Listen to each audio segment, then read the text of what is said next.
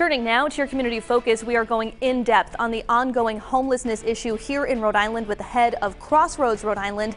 Karen Santilli joins me now live in studio. Thanks so much for being here. Thank you. Thanks for having us. So before we get into the specifics of what's going on at the State House and beyond right now, in terms of the overall homelessness crisis, have you ever seen it this bad? No, I have not seen it this bad, Kim. We are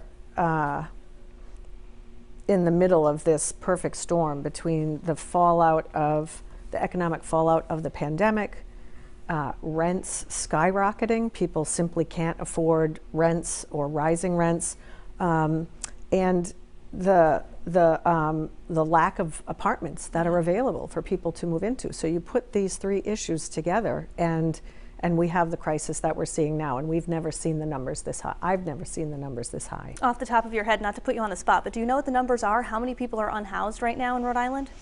Excuse me, I don't know the exact number. I do know the last time an official count was taken, the number of people experiencing homelessness that were outdoors increased 70% over pre-pandemic levels. So we know that there are hundreds, and that's, you know, whether it's 200 or 300, that's simply too many. It's really hard for folks right now. And we've got this encampment, of course, at the State House that we've been covering extensively. I know there are others, but the governor's office says that there are shelter beds available. So tell us a little bit about why some of these people are still choosing to sleep outside if there are indeed shelter beds available to them.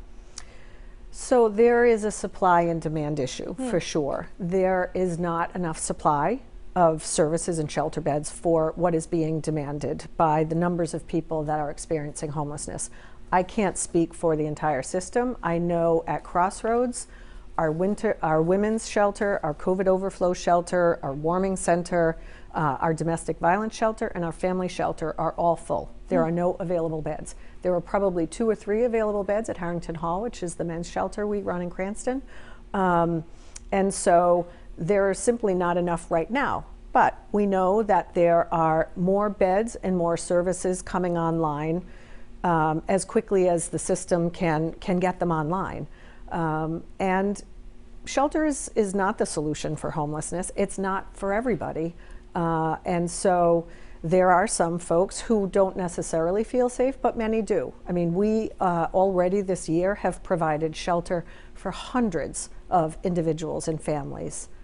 And just quickly before I let you go, if someone is experiencing homelessness or they know someone who is, I mean, you just mentioned you're full. What resources are available to folks? So while shelter beds are full, there are still services that we can connect people with. We call it housing problem solving. We work with the individual or the family to understand what their circumstances are, what resources they may have, and what resources we can connect them to. So even though there may not be enough shelter beds available, there are still ways that we can help people connect them to the services that they need. All right, Karen Santilli, the CEO of Crossroads, Rhode Island, thank you so much for your time today. Thank you.